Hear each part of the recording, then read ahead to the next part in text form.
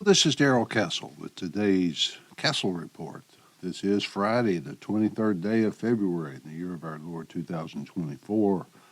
I will be talking about the recent verdict in New York in which Judge Arthur Engoron imposed a fine against Donald Trump of about $355 million, accelerating the total to about $455 million with interest. The fine was for a verdict of civil fraud.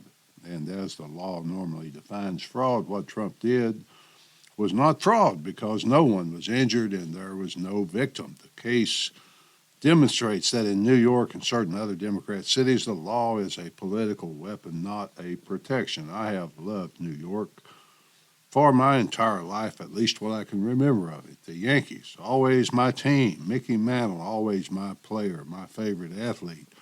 Of all those who have played there, the icons who have spent the decades there in New York. New York used to be the most exciting, most wondrous place in the world, but that was before the city and state were turned over to those who view the law as nothing but a weapon to be used against political enemies. For purposes of this report, it doesn't matter if you hate Donald Trump, if you think he is a threat to democracy, that he wants to become a dictator, that he tried to overthrow the U.S. government by force, or whatever he is in your mind, though through whatever lens you view Donald Trump, it is impossible, if you are familiar at all with the lawsuits and prosecutions against him, to see them as anything but a distortion and a perversion of our legal system to achieve a political goal. A brief review of the, quote, fraud he supposedly committed is roughly like this. A real estate developer builds a building that he says is worth $400 million.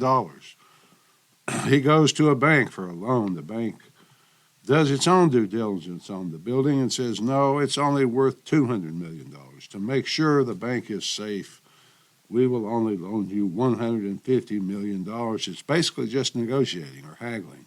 It's done every day in business, up and down the line, from the biggest business to the smallest. If you want to sell your house and you value it at $300,000, but the bank says, no, it's only worth $250,000. That is essentially what happened here, just on a much smaller scale. If that scenario I just presented as fraud, then every real estate investor across the country should have his assets looted by every corrupt prosecutor and judge in every American city. The other thing I will point out is that fraud normally requires a victim. Someone must be defrauded or lose money. No one lost a penny in any of Trump's deals that were the subject of the lawsuit. In fact, the banks with whom he supposedly committed civil fraud testified in his favor at trial and said they wanted more business from him. Deutsche Bank, which loaned him hundreds of millions of dollars, testified that it always used its own guidelines when making these loans. So New York prosecutor Letitia James contended that Trump deceived lenders and insurers by giving them overstated financial statements. The banks testified that they reviewed the documents and the financial statements and found them to be acceptable. Furthermore, they made money. They lost nothing. They wanted more of Trump's business. Sometimes the banks pegged his net worth lower than he did, but they did not find that to be alarming or even unusual. It is common practice in the real estate world. Even the New York Times said that it could not find a single case in history where this statute was used against an individual or company that left no financial victims. So once again, this is not about Trump, but the American system of law and justice. The foremost reason that capitalism works better than socialism or Marxism is that in the American system, individuals have rights. By that, I mean that our system is all about each of us as individuals, not what the collective thinks. In theory, if every person in the city and state of New York thinks Donald Trump is a horrible person, he cannot be convicted of anything unless he violates the law. I can't overemphasize that we as individual people have rights that the collective cannot legally take from us. That system has now been corrupted, perverted, damaged. To emphasize this, I quote real estate investor and Shark Tank star Kevin O'Leary. Quote, I don't care about Trump in this. I care about America. I care about entrepreneurship, and I care about democracy and the fairness. The judicial system is now being criticized. People are asking themselves the bar of New York, is this judge rational to charge $355 million in a case where no one lost any money? Is that good for the people of New York? Should the people of New York wake up to this and say, what's happening to us? Why is this becoming so perverse? Why are we the focus of this injustice? It has nothing to do with Trump. I'm not supporting Trump.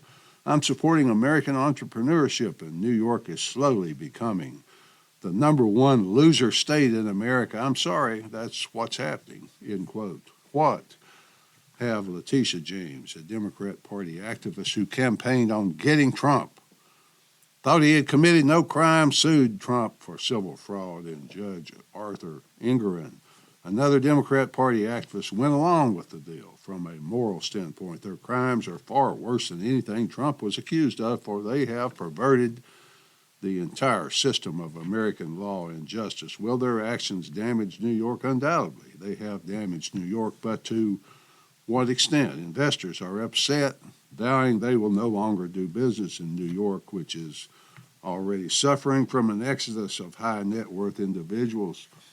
Quoting Mr. O'Leary once again, quote, "It's appalling, it's unjust. I would go so far as to say it's un-American. It doesn't matter what the governor says. New York was already a loser state, like California's a loser state. There are many loser states because of policy, high taxes, uncompetitive regulation. It was already on the top of the list of being a loser state. I would never invest in New York. Now I'm not the only one saying that," end quote. Mr. O'Leary went on to say that if this sticks, every real estate investor must be jailed or put out of business. This decision must therefore be appealed. But this Democrat judge was very clever in what he did. Under New York law, the entire amount plus interest must be deposited into a court account in order to appeal, and that amounts to about $455 million. Even for Donald Trump, $455 million liquid is very hard to manage without liquidating a lot of assets. Mr. O'Leary also repeatedly said, this is not about Trump. My question then is, if it's not about Trump, then what is it about? It is about sending a message to all those deplorables like me out there, taking up space here in America. I don't mean that I'm a MAGA Republican. For most of you know, I'm a member of the Constitution Party, a former presidential candidate for that party. I am, though, a deplorable, as Hillary Clinton defined deplorables. There are millions of us out there who get this message loud and clear. The message I am hearing is that you don't count. You are not getting this country back. We've stolen your country, and now we will lie, cheat, steal, or anything to keep it. Power is what Letitia James and Arthur Engoron want, because with power they can disenfranchise and loot the rest of us who have the courage to disagree with them. What I'm trying to say is that deplorables are ordinary people. They are the truck drivers who say they will take no more loads to New York. These people have no real estate investments. They are not multimillionaires. They are people who work for a living, pay taxes, love their country. They love their country, and their champion is Donald Trump. He is being unfairly looted, and every one of them knows they are not after him, but after them. They heard Trump when he said, they are not after me, they're after you. I'm just in the way.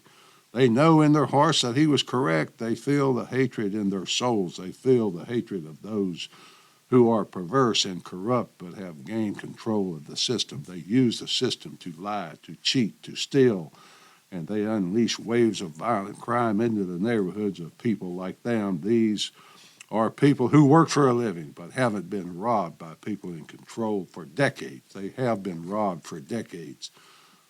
They try to protect themselves by forming unions, but now they discover their unions are part of the corruption, part of the corrupt system.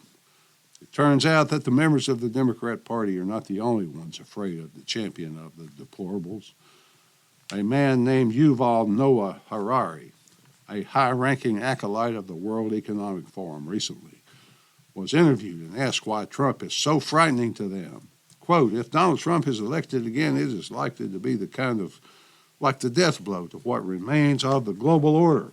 And he says it openly. Now, again, it should be clear that many of these politicians, they present a false dichotomy, false binary vision of the world as you have to choose between patriotism and globalism, between being loyal to your nation and being loyal to some kind of, global government or whatever, end quote. Well, yes, Mr. Ferrari, that's exactly what we think. And we thank you for articulating it so well. We must choose between being loyal to our country, the ones our forefathers fought for, died for, and being loyal to some kind of global government. We choose a country where people are free to own property, free to eat meat. We choose a country where not every natural phenomenon is blamed on climate change, a country where innocent people are free to go about their lives without being persecuted and looted by those in power. Oh, how I wish that Donald Trump was the person Letitia James, Arthur Engoron, and the like seem to think he is. I could certainly get behind that man if he were just ideologically committed to something